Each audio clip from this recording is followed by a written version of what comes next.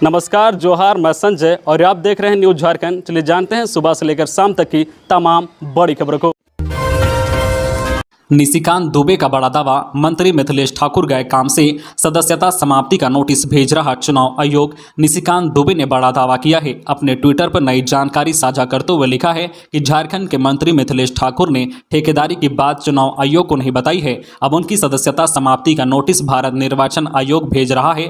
झारखंड के मुख्यमंत्री हेमंत सोरेन पर लगातार आक्रामक रवैया अपनाने वाले भाजपा सांसद ने इसके साथ ही गढ़वा के उपायुक्त पर भी कार्रवाई की उम्मीद जताई है। निशिकांत दुबे ने अपने ट्वीट में लिखा है कि झारखंड के मंत्री मिथिलेश ठाकुर जी ने ठेकेदारी की बात चुनाव आयोग को नहीं बताई है। अब उनकी सदस्यता समाप्ति का नोटिस केंद्रीय चुनाव आयोग भेज रहा है। पहले गलत रिपोर्ट देने के कारण झारखंड प्रशासनिक अधिकारी पर भी कार्रवाई हो सकती है। लालू यादव पर लगा 6,000 का जुर्माना। गढ़वा में दर्ज चुनाव आचार संहिता उल्लंघन मामले में कोर्ट ने सुनाया फैसला, केस खत्म। राष्ट्रीय जनता दल सुप्रीमो एवं बिहार के पूर्व मुख्यमंत्री लालू प्रसाद यादव बुधवार की सुबह करीब 7:30 बजे झारखंड के पलामू कोर्ट में पेश हुए। कोर्ट ने लालू यादव को दोषी मानते हुए 6,000 रुपये का जुर्माना लगाया, वही 1.5 माह की सजा दी है। इसमें उन्हें तत्काल जमानत मिल गई है। कोर्ट को बताया गया है कि यह सजा लालू यादव पहले ही चारा घोटाले के साथ साथ काट चुके हैं। इसके साथ ही केस खत्म कर दिया गया है। लालू की तरफ से कोर्ट में हाईकोर्ट के वकील प्रभात कुमार सिंह पैरवी की है। व्यवसायी की हत्या के विरोध में बंद रही दुकानें। स्वर्ण व्यवसायी संघ ने कहा, सरकार सोचे उनकी सुरक्षा के बारे में। राजधानी में दिन दहाड़े स्वर्ण व्यवसायी की हत्या के विरोध में बुधवार को रांची की सभी सोने चांदी और सर्राफा की दुकानें बंद रही। शहर के मुख्य व्यापारिक इलाके महात्मा गांधी पथ, मेन रोड और अपर बाजार की दुकानों के शटर नहीं उठे। अनुमानित आंकड़े के अनुसार राजधानी में लगभग 200 सोने चांदी दुकानों में ताले लटके रहे। रांची सर्राफा एसोसिएशन और स्वर्ण व्यवसायी संघ की ओर से बुलाए गए एक दिन के बंद के अलावे मृत व्यवसायी के घर के बाहर भी स्थानीय लोगों ने धरना दिया। साथ ही घटना में शामिल अपराधियों की गिरफ्तारी की मांग की। घटना के 24 घंटे के बाद भी अपराधी पुलिस की गिरफ्त से बाहर हैं। आकांक्षा कोचिंग के लिए प्रवेश परीक्षा 26 जून को। झारखंड सरकार द्वारा संचालित निःशुल्क कोचिंग आकांक्षा के लिए नामांकन प्रवेश परीक्षा 26 जून को होगी। परीक्षा सुबह 9:45 से दोपहर 1 बजे तक होगी। प्रवेश पत्र 20 जून को ऑनलाइन डाउनलोड कर सकते हैं। यह परीक्षा सभी जिला मुख्यालय स्थित परीक्षा केंद्रों पर होगी। आकांक्षा कोचिंग में इंजीनियरिंग, मेडिकल और क्लैट की तैयारी कराई जाती है। इसके नामांकन प्रवेश परीक्षा में 40 प्रश्न पूछे जाएंगे। सभी प्रश्न जो है वह विकल्पीय होंगे। परीक्षा ओमार सीट पर होगी। इसमें लगभग 27,000 परीक्षार्थी शामिल होंगे। पाकुड़ में सड़क हादसा, शराब पीकर गाड़ी चला रहा था ड्राइवर, पेड़ से टकराई कार, युवक की मौत। पाकुड़ जिले के महेशपुर शहरग्राम मुख्य सड़क के पोडरा जंगल के पास बुधवार सुबह करीब 3 बजे तेज रफ्तार कार पेड़ में टकरा गई। इस हादसे में कार में सवार एक व्यक्ति की मौत हो गई है, जबकि 2 व्यक्ति गंभीर रूप से घायल हो गए हैं। मृतक की पहचान बिहार के कटिहार निवासी राजेश दास के रूप में हुई है, जबकि शुभम मिश्रा एवं कार चालक रमन झा को इलाज के लिए रेफर किया गया है। खबरों में आगे बढ़ने से पहले आपसे रिक्वेस्ट है कि अगर आप चैनल को सब्सक्राइब नहीं किए हैं तो प्लीज चैनल को सब्सक्राइब करके बेल आइकन प्रेस कर दे, जिससे आपको झारखंड की हर छोटी बड़ी खबर का अपडेट आप तक पहुंचता रहे। चलिए बढ़ते हैं खबरों की ओर। सरायकेला खारसावा में सनसनीखेज वारदात, 3 लोगों की गोली मारकर हत्या, जांच में जुटी पुलिस, गैंगवार की आशंका। सरायकेला खारसावा जिले में अपराधियों ने सनसनीखेज वारदात को अंजाम दिया है। मंगलवार रात सतबोहिनी में बेखौफ अपराधियों ने 3 युवकों की गोली मारकर हत्या कर दी है। मरने वाले युवकों की पहचान आशीष गौराई, राजू उर्फ राजू गौराई, सुबीर चैटर्जी के रूप में की गई है। इसमें से आशीष गौराई का आपराधिक इतिहास रहा है। आशीष कांग्रेसी नेता शान बाबू हत्याकांड मामले में जेल जा चुका है। आदित्यपुर थाना क्षेत्र में अपराधियों के हौसले बुलंद हैं। हर दिन 15 दिनों में अपराधी किसी न किसी घटना को अंजाम देकर पुलिस के समक्ष बड़ी चुनौती पेश कर रहे हैं। बीते 6 महीने में गैंगवार के कारण 7 लोगों की हत्या हो चुकी है। बताया जा रहा है कि मंगलवार की रात आशीष गौराई, सुबीर चैटर्जी और राजू गौराई घर के पास पार्टी कर रहे थे।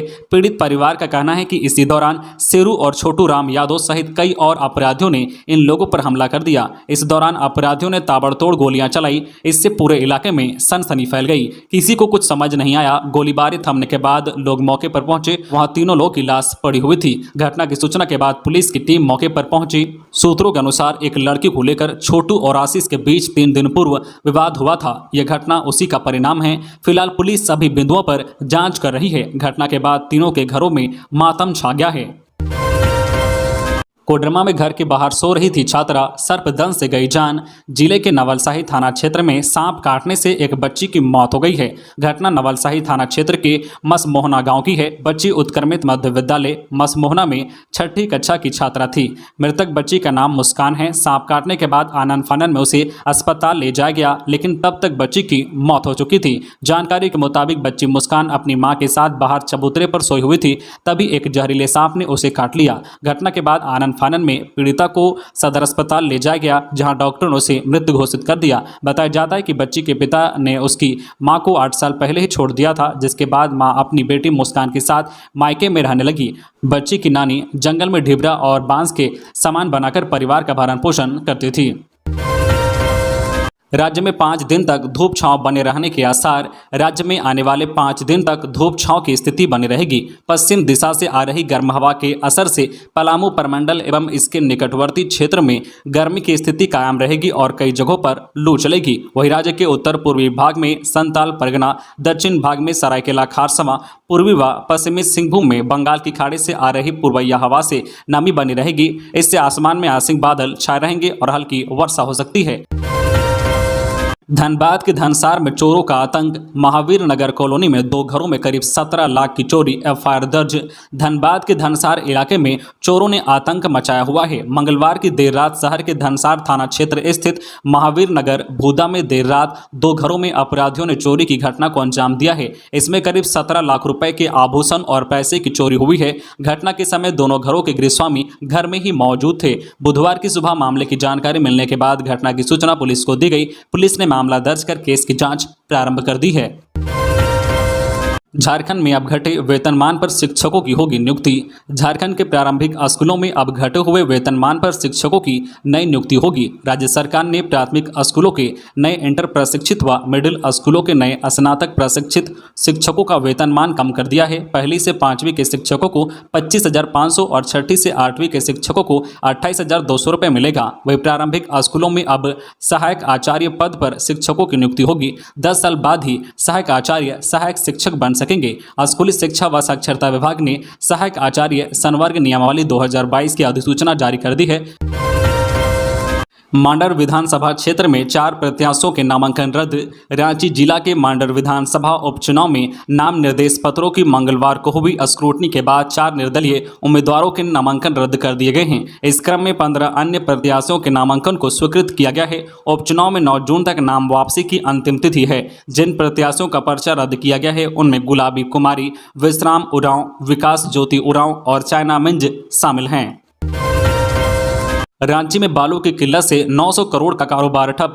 बालू की किल्लत की वजह से राजधानी में निर्माण कार्य तो ठप हो ही गए हैं, इस उद्योग से जुड़े धंधे भी अब चौपट होने लगे हैं। रांची में निर्माण सामग्रियों की बिक्री करने वाले कारोबारियों का कहना है कि बालू की किल्लत के कारण बीते 1 माह में सीमेंट, छड़, स्टील आदि की मांग 90% तक कम हो गई है। वहीं भवनों का निर्माण कार्य बंद होने से वायरिंग का काम भी बंद हो गया है। इससे इलेक्ट्रिकल सामानों की बिक्री भी 60% तक कम हो गई है। यही नहीं, ढलाई का काम पूरा कर चुके लोग बालू के कारण फ्लोरिंग का काम नहीं करवा पा रहे हैं, जिससे जो है पेपर ब्लॉक, टाइल्स आदि का व्यापार भी प्रभावित हो रहा है। यानी कि बालू की कमी की चौतरफा मार बाजार पर पड़ रही है। झारखंड चैम्बर के मुताबिक राजधानी में हर माह तकरीबन 1000 करोड़ की छड़ व सीमेंट का कारोबार होता है। यानी बालू के कारण हर महीने 900 करोड़ रुपए का कारोबार ठप हो गया है। पाकुड़ में क्रशरों का अवैध संचालन करने वालों पर प्रशासन ने कसा शिकंजा, 26 क्रशर सील। पाकुड़ जिला में अवैध माइनिंग करने वालों के खिलाफ प्रशासन लगातार सख्ती बरत रही है। जिला प्रशासन के निर्देश पर खनन जिला टास्क फोर्स की टीम ने महेशपुर प्रखंड के खारूटोला, महुल पहाड़ी, चांदपुर, अंबे पहाड़ी और अर्जुन दहा मौजा में छापेमारी कर वैसे 26 क्रशरों को सील किया है। काफी दिनों से जिसका संचालन अवैध तरीके से हो रहा था। अवैध रूप से पत्थरों का भंडारण एवं संप्रेषण करने वाले पत्थर माफियाओं के क्रशरों को सील करने पाकुड़ जिला टास्क फोर्स के संयोजक शाह एसडीओ हरिवंश पंडित के नेतृत्व में अधिकारियों की टीम पहुंची थी।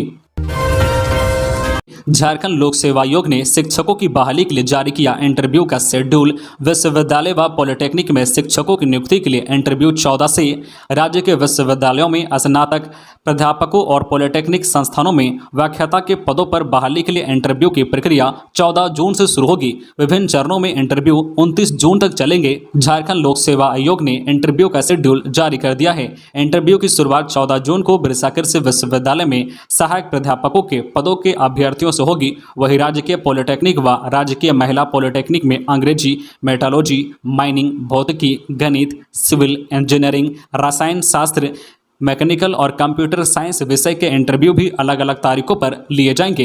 तो ये थी आज की झारखंड के टॉप बड़ी खबरें। इसी तरह झारखंड की हर छोटी बड़ी खबर देखने के लिए आप हमारे चैनल न्यूज झारखंड चैनल को सब्सक्राइब करके बेल आइकन प्रेस कर दीजिए, जिससे आपको झारखंड की हर छोटी बड़ी खबर का अपडेट आप तक पहुंचता रहे। तो आज के लिए बस इतना ही, हमें दीजिए इजाजत, फिर मिलते हैं नेक्स्ट न्यूज में।